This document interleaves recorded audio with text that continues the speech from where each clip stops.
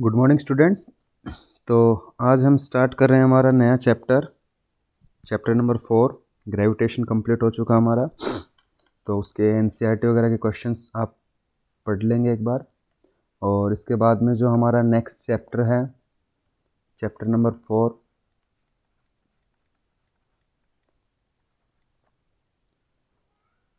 तो chapter number 3 है, ये 4th चैप्टर हम कर चुके हैं ग्रेविटेशन। तो चैप्टर नंबर 3 जो है, क्या है हमारा चैप्टर 3 है वर्क एनर्जी एंड पावर। ठीक है, तो वर्क एनर्जी पावर जो है, इसमें हमारे पास सबसे फर्स्ट जो टॉपिक है दैट इज़ वर्क क्या होता है, इसको हम कैसे डिफाइन करते हैं। तो साइंटिफिकली वर्क को हम कैसे डिफाइन करते हैं। देखो, वर्क एक मेंटली, जैसे हम कोई भी चीज़ पढ़ते हैं, काफ़ी देर से मतलब पढ़ रहे हैं, पढ़ाई कर रहे हैं, तो वो भी एक वर्क है कि माइंड जो हमारा काम कर रहा है, चीज़ों को हम याद कर रहे हैं, उस चीज़ को हम रीड आउट कर रहे हैं, काफ़ी देर से कंटिन्यू पढ़ रहे हैं, तो ये हमारा जो माइंड है वो काम कर रहा है कंटिन्यू। एक तो वो वर्क होता है, लेकिन वहाँ पर जो साइंटिफिक वर्क है वो ज़ीरो होगा। एक दूसरा होता है साइंटिफिक वर्क। साइंटिफिक वर्क में क्या होता है कि हम किसी भी ऑब्जेक्ट के ऊपर फोर्स लगाते हैं, उसको पुल या पुश करते हैं, और वो ऑब्जेक्ट कुछ डिस्प्लेसमेंट ट्रेवल करता है। तो कितना हमने फोर्स लगाया है, कितना उस ऑब्जेक्ट ने डिस्प्लेसमेंट ट्रेवल किया है, उन दोनों का जो प्रोडक्ट है, that product is called work. तो वर्क को हम डिफाइन करते हैं कैसे। It is the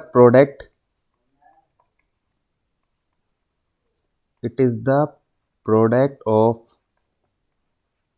force applied on an object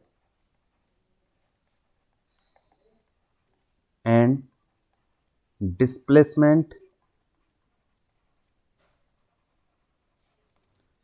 travelled by object.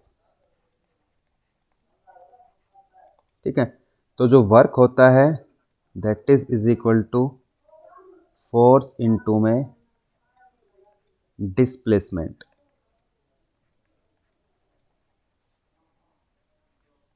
ठीक है, तो W is equal to F into में एस।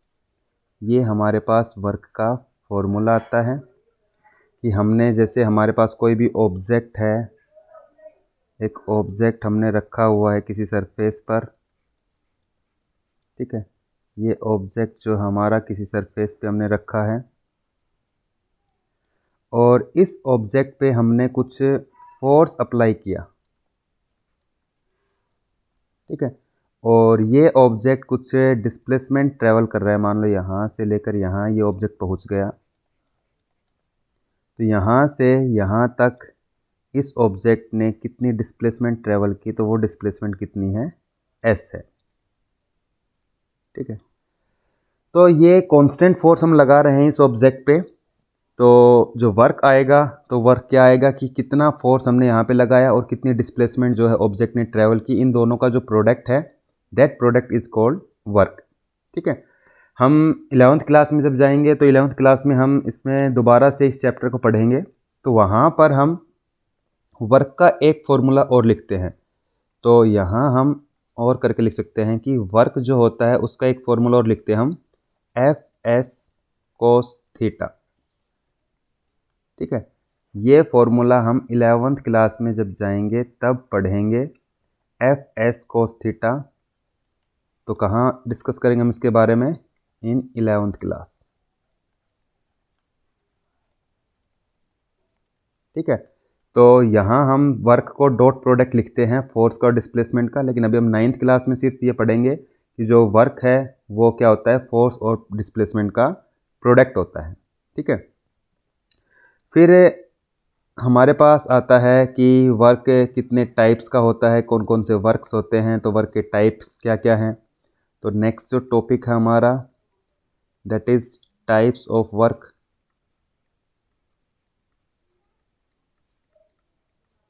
कितनी तरह का वर्क होता है, तो हमारे पास फर्स्ट होता है पॉजिटिव वर्क।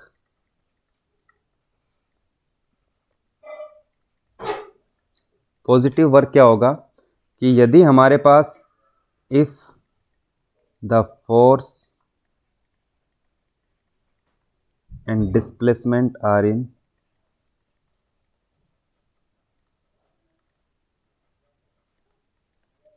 सेम डायरेक्शन, या हम लिखे that is theta is equal to 0 degree, then work is positive. क्या है देखिए कि हमारे पास मान लो कि एक ऑब्जेक्ट है, जैसे ऊपर वाले केस में हमने किया है सेम, एक ऑब्जेक्ट है, इस ऑब्जेक्ट पे हम फोर्स इस डायरेक्शन में लगा रहे हैं,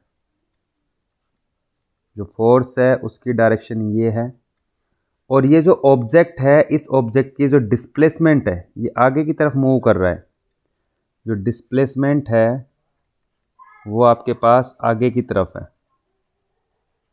ठीक है, तो जिस साइड में हम फोर्स लगा रहे हैं अगर उसी डायरेक्शन में डिस्प्लेसमेंट है तो यहाँ पर जो फोर्स और डिस्प्लेसमेंट है दोनों की डायरेक्शन क्या हो जाएगी, सेम डायरेक्शन। तो इस केस में हमारे पास जो वर्क होगा वो कैसा आएगा, पॉजिटिव वर्क आएगा, या थीटा जो है वो आपका 0 डिग्री होगा, फोर्स और डिस्प्लेसमेंट के बीच में एंगल, क्योंकि फोर्स की भी यही डायरेक्शन है और इसी डायरेक्शन में आपका डिस्प्लेसमेंट है। तो जो डिस्प्लेसमेंट है, ये ऑब्जेक्ट जो मूव कर रहा है वो आगे की तरफ मूव कर रहा है, और ऑब्जेक्ट पे जो फोर्स लगाया जा रहा है वो भी आगे की तरफ लगाया जा रहा है। तो इस केस में जो थीटा है दैट इज 0 डिग्री। ठीक है, और cos 0 की वैल्यू होती है 1, तो देन वर्क कैसा आएगा, पॉजिटिव आएगा। ठीक है, तो जैसे कोई आपके पास एक गाड़ी है, उसको हम धक्का दे रहे हैं आगे की तरफ, और वो गाड़ी जो है आगे की तरफ मूव करे, तो इस केस में जो वर्क आएगा that will be positive work. ठीक है, सेकंड टाइप का जो वर्क होता है,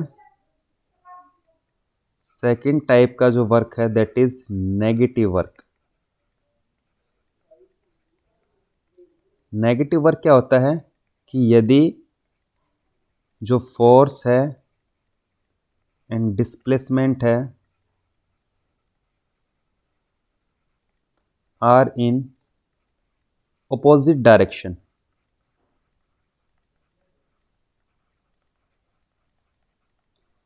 या हम कहें दैट इज थीटा जो है वो कितना हो, 180 डिग्री हो। ये थीटा वाला जो कॉन्सेप्ट है ये हम 11th क्लास में डिस्कस कर लेंगे। तो यहाँ पर हमारे पास जो थीटा है that is 180 degree, then work जो आएगा इज नेगेटिव। इसमें हम एग्जाम्पल जो लिखें तो वर्क बाय फ्रिक्शन फोर्स, या वर्क अगेंस्ट ग्रेविटी। तो जैसे हमारे पास क्या है कि हम किसी ऑब्जेक्ट को मूव करा रहे हैं एक सरफेस के ऊपर, वर्क बाय फ्रिक्शन फोर्स पढ़ रहे हैं हम पहले। तो यहाँ पर देखिए जैसे हमारे पास एक ऑब्जेक्ट है ये, ठीक है, इस ऑब्जेक्ट पे हमने फोर्स लगाया इस डायरेक्शन में, मतलब इस डायरेक्शन में हम इसको पुश कर रहे हैं ऐसे, या इस डायरेक्शन में हम इसको पुल कर रहे हैं। ठीक है, तो यहाँ हम जो है इस डायरेक्शन में फोर्स लगा के इसको हम पुल कर रहे हैं। तो ये जो ऑब्जेक्ट है हमारा, ऑब्जेक्ट इस डायरेक्शन में मूव करेगा, जो डिस्प्लेसमेंट होगी यहाँ से यहाँ तक ये ऑब्जेक्ट मूव करेगा, तो जो डिस्प्लेसमेंट है दैट इज s। ठीक है, तो जो डिस्प्लेसमेंट की डायरेक्शन है, ये ऑब्जेक्ट इधर फोर्स लगाया तो इधर ही डिस्प्लेसमेंट होगी, तो जो डिस्प्लेसमेंट है इसकी डायरेक्शन आपकी आगे की तरफ होगी। ओके, और जो फ्रिक्शन फोर्स है, फ्रिक्शन फोर्स क्या होता है, जो इस ऑब्जेक्ट के ऊपर इस सरफेस दोनों के बीच में जो लगेगा, तो फ्रिक्शन फोर्स की डायरेक्शन हमेशा अपोजिट होती है to the motion of object. तो जो फ्रिक्शन फोर्स है वो हमारे पास अपोजिट डायरेक्शन में लगेगा। तो फ्रिक्शन फोर्स कितना वर्क करेगा यहाँ पे और कैसा वर्क करेगा, हमने जो वर्क किया है वो तो पॉजिटिव होगा क्योंकि हमने जो फोर्स लगाया है और डिस्प्लेसमेंट की डायरेक्शन दोनों सेम है, तो सेम डायरेक्शन में फोर्स और डिस्प्लेसमेंट होता है, तो यहाँ पर आपके पास क्या आएगा, वर्क पॉजिटिव आएगा। लेकिन वर्क बाय फ्रिक्शन, तो वर्क बाय फ्रिक्शन जो होगा, वर्क बाय फ्रिक्शनल फोर्स, वो कैसा आएगा, नेगेटिव आएगा। क्यों आएगा नेगेटिव, क्योंकि देखिए डिस्प्लेसमेंट, ये जो ऑब्जेक्ट है, ये ऑब्जेक्ट आगे की तरफ मूव कर रहा है, डिस्प्लेसमेंट जो है वो आगे की तरफ है, और जो फ्रिक्शन फोर्स है वो ऑब्जेक्ट पे पीछे की तरफ लग रहा है। फ्रिक्शन जो फोर्स है that is acting on backward side. तो यहाँ पर जो एंगल होगा दोनों के बीच में, जो थीटा होगा वो कितना होगा, 180 डिग्री होगा। तो इस केस में जो वर्क आएगा वो कितना आएगा, नेगेटिव वर्क आएगा फ्रिक्शन फोर्स के द्वारा। दूसरा एग्जांपल हमने दिया है ग्रेविटेशनल फोर्स के अगेंस्ट वर्क। तो जैसे हमारे पास अर्थ है,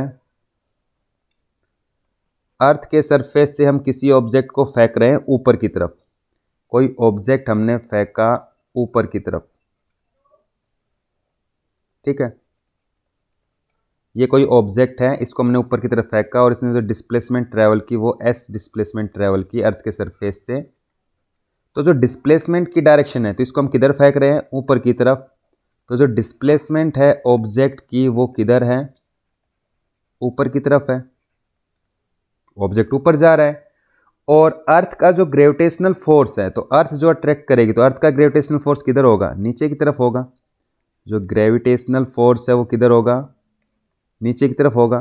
तो जो ग्रेविटेशनल फोर्स आपका नीचे की तरफ है और जो डिस्प्लेसमेंट है वो ऊपर की तरफ है, तो अगेंस्ट द ग्रेविटेशनल फोर्स इस पे वर्क हो रहा है। तो यहाँ पर जो थीटा आएगा दोनों के बीच में वो 180 डिग्री होगा। या हम कहें जो डायरेक्शन है ग्रेविटेशनल फोर्स के डिस्प्लेसमेंट की वो एक दूसरे के ऑपोजिट है।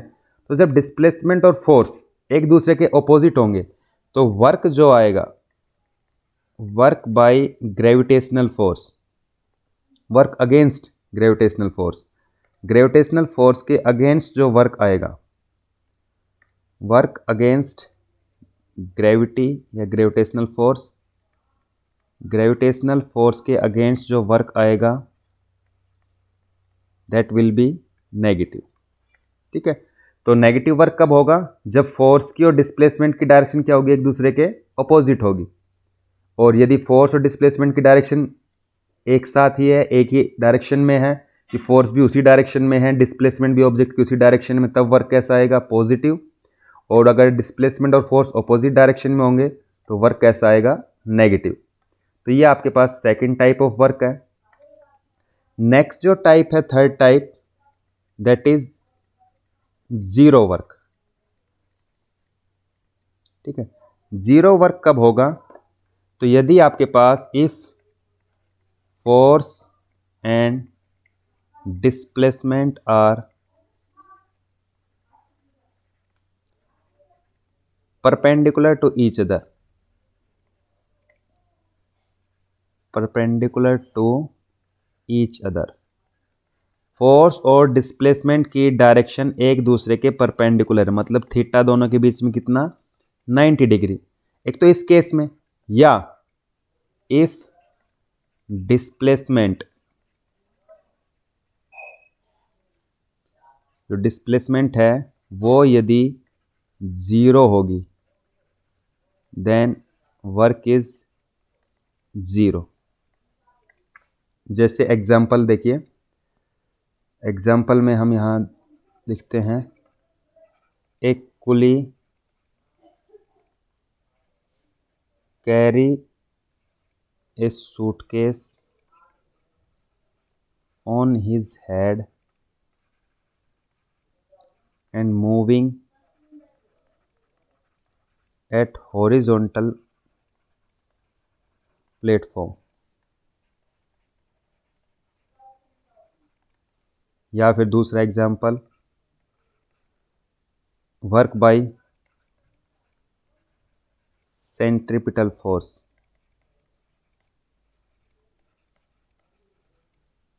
तो यहाँ पर देखिए, जो पहला एग्जाम्पल उसमें क्या है कि हमारे पास एक हॉरिजॉन्टल प्लेटफॉर्म है,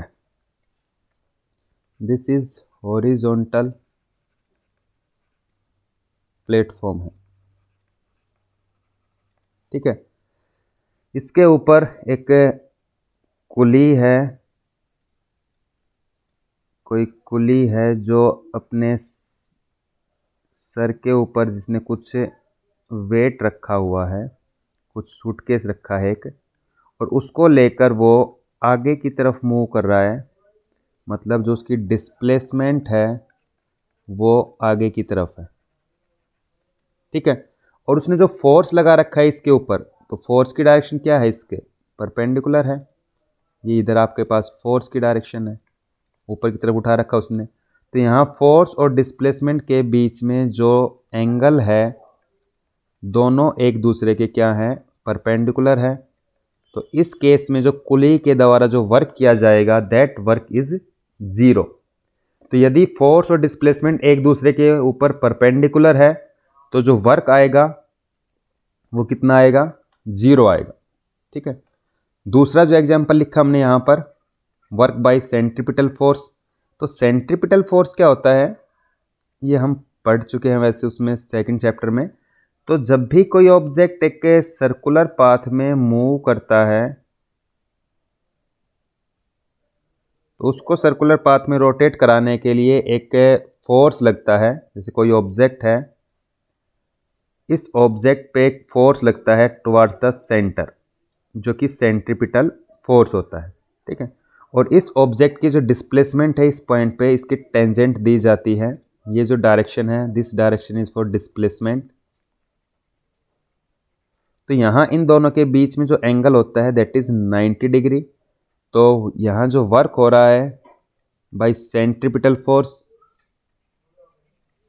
तो सेंट्रीपिटल के फोर्स के द्वारा जो वर्क हो रहा है वो कैसा आएगा, जीरो आएगा, ठीक है। या तो आपके पास ये हो गया। तीसरा जो एग्जांपल है, मान लो हमने क्या किया कि कोई दीवार है या कोई माउंटेन है, उसको जाके हमने धक्का दिया। कोई हैवी बॉक्स है, हमारे पास एक हैवी बॉक्स है, ठीक है, और उसको कोई पर्सन जो है वो पुश कर रहा है। अकेला पर्सन है जो इस हैवी बॉक्स को पुश कर रहा है, धक्का दे रहा है। तो वो यहाँ पे एफर्ट तो कर रहा है, फोर्स तो लगा रहा है, तो फोर्स यहाँ पे जो है वो जीरो नहीं है, ठीक है। लेकिन जो इसकी डिस्प्लेसमेंट इस बॉक्स की वो कितनी है, जीरो है। तो यहाँ पर ऑब्जेक्ट जो मूव नहीं कर रहा, तो इस केस में जो वर्क आएगा वो कितना आएगा। तो वर्क हमने पढ़ा है कि फोर्स इंटू में डिस्प्लेसमेंट, और जब डिस्प्लेसमेंट जीरो होगी तो फोर्स इंटू में डिस्प्लेसमेंट जीरो, तो वर्क कैसा आएगा, जीरो आएगा। तो ये हमारे पास वर्क का, जीरो वर्क के लिए तीसरा एग्जाम्पल है। तो हम फोर्स लगाएं और कोई भी ऑब्जेक्ट मूव ना करे तो उस केस में जो वर्क आएगा वो कैसा आएगा, जीरो आएगा, ठीक है। तो ये हमारे पास वर्क और वर्क के टाइप्स हैं। वर्क पढ़ा हमने, वर्क क्या होता है, वर्क के टाइप्स कितने होते हैं, तीनों टाइप्स को हमने डिफाइन किया एक एक एग्जाम्पल के ज़रिए। तो ये आपको इसमें इतना करना है। इसके बाद में जो है हमारे पास वो वर्क की यूनिट आएगी। एसआई यूनिट्स क्या होती है वर्क की। तो नेक्स्ट जो टॉपिक है that is units of work. Work की यूनिट क्या क्या होगी, ठीक है। तो वर्क की जो एसआई यूनिट की अगर हम बात करें, एसआई यूनिट ऑफ वर्क, तो that is equal to, work होता है फोर्स इंटू में डिस्प्लेसमेंट। तो वर्क, फोर्स की यूनिट होती है न्यूटन और डिस्प्लेसमेंट की होती है मीटर। तो न्यूटन इंटू में metre is the SI unit of work. और न्यूटन इंटू में मीटर को ही हम दूसरा नाम देते हैं क्या, जूल, ठीक है। इसको हम कैपिटल जे से लिखते हैं। तो joule is the SI unit of the work. एक दूसरा सिस्टम होता है सीजीएस यूनिट। सीजीएस यूनिट होती है वर्क की क्या, ये हम 11th क्लास में पढ़ते हैं वैसे। तो सीजीएस यूनिट के बारे में हम लिखे तो सीजीएस यूनिट क्या आएगी। तो फोर्स की जो सीजीएस यूनिट होती है दैट इज डाइन। और डिस्प्लेसमेंट की सीजीएस यूनिट होती है सेंटीमीटर। तो वर्क की जो यूनिट आएगी डाइन इंटू सेंटीमीटर, और डाइन इंटू में सेंटीमीटर को हम बोलते हैं, डाइन इंटू में सेंटीमीटर को लिखा जाता है अर्ग। ठीक है, तो ये दो यूनिट्स होती है, एसआई यूनिट एक तो, और दूसरी सीजीएस यूनिट। तो यहाँ आपको यूनिट ऑफ वर्क में इतना करना है। तो आज के लिए इतना है। आपको नेक्स्ट टॉपिक में हम फिर इसमें डिफाइन करेंगे 1 जूल ऑफ वर्क को, फिर एनर्जी से रिलेटेड टॉपिक्स करेंगे। तो यहाँ तक इसमें कर लेना।